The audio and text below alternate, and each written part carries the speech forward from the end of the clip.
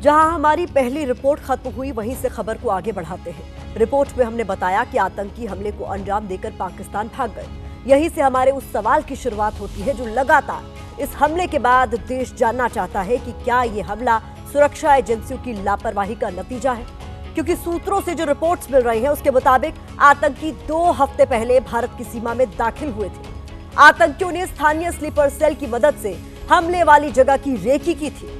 Recce करने के बाद उन्होंने सुनियोजित साजिश के तहत बैसरन घाटी को हमले के लिए चुना था। सुरक्षा एजेंसियों के पास हमले को लेकर इनपुट भी था। फिर आखिर कैसे पहलगाम में पर्यटकों पर इतना बड़ा हमला हो गया? इस सवाल का जवाब तो सरकार और सुरक्षा एजेंसियों को देना ही होगा। ये रिपोर्ट देखिए। तो क्या बिहारियां पीछे जुलते यार, तुम मौत ही कसम। जिस बैसरन घाटी को आतंकियों ने हमले का एपिसेंटर बनाया उसे मिनी स्विट्जरलैंड कहा जाता है। अप्रैल के महीने में यहाँ पर्यटकों की अच्छी खासी तादाद होती है। मंगलवार 22 अप्रैल के दिन भी 2 से 3 हजार सैलानी यहाँ पिकनिक मना रहे थे। 8 से 10 की संख्या में आतंकी आए और उन्हें गोलियों से भूनकर चले गए। पहलगाम से ऊपर बैसरन घाटी तक आने जाने के लिए सिर्फ पैदल या खच्चर का ही विकल्प है। यही वजह है कि आतंकियों ने जानबूझकर इस जगह को चुना ताकि सिक्योरिटी फोर्सेस के यहाँ तक आने में वक्त लगे और ज्यादा से ज्यादा लोग मारे जा सके।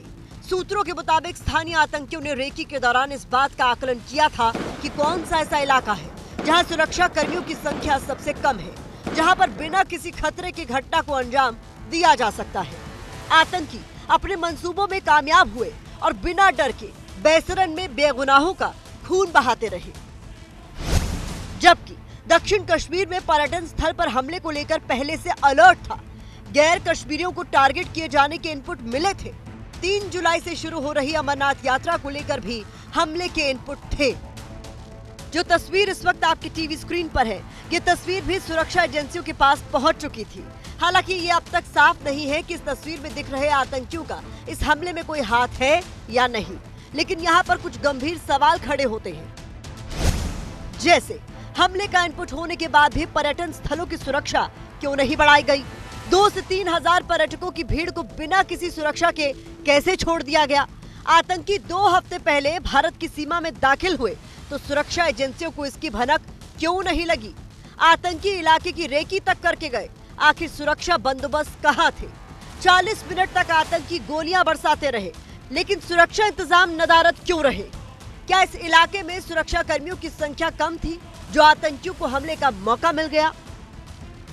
ये सवाल इसलिए भी है क्योंकि सूत्रों से मिली जानकारी के मुताबिक इस इलाके में अमरनाथ यात्रा के अलावा भी आम दिनों में सुरक्षा कर्मी ज्यादा तैनात होते थे। लेकिन बीते कुछ सालों से जैसे जैसे घाटी में हालात सामान्य होने लगे तो सुरक्षा कर्मियों की तैनाती पहले के मुकाबले कम होने लगी। तो क्या सरकार और सुरक्षा बलों से हालात का अंदाजा लगाने में कहीं न कहीं चूक हुई है? वास्तव में आतंकवादियों ने फायदा उठाया कि बहुत ज़बरदस्त इंटेलिजेंस फेलियर था। आतंकवादी पीर पंजाल रेंज को क्रॉस करके बहुत अंदर तक घुसे, किसी को पता नहीं लगा। वास्तव में वहाँ पे सिक्योरिटी फोर्स तो होनी चाहिए थी। सिक्योरिटी ग्रिड में खामियां हैं, इंटेलिजेंस ग्रिड में खामियां हैं और हमारी सर्वेलेंस एंड रिकॉनेसेंस में खामियां हैं, जिसका फायदा उन्होंने उठाया।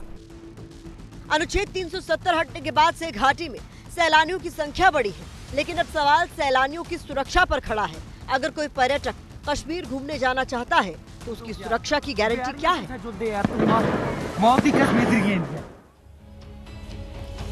इस बीच हमले के बाद केंद्र सरकार एक्शन में है। सीसीएस की बैठक हुई है। इससे पहले आज रक्षा मंत्री राजनाथ सिंह ने भी तीनों सेना प्रमुखों के साथ हाई लेवल मीटिंग की। रक्षा मंत्री राजनाथ सिंह ने कहा है कि हमले का पूरा हिसाब होगा, किसी को भी बख्शा नहीं जाएगा।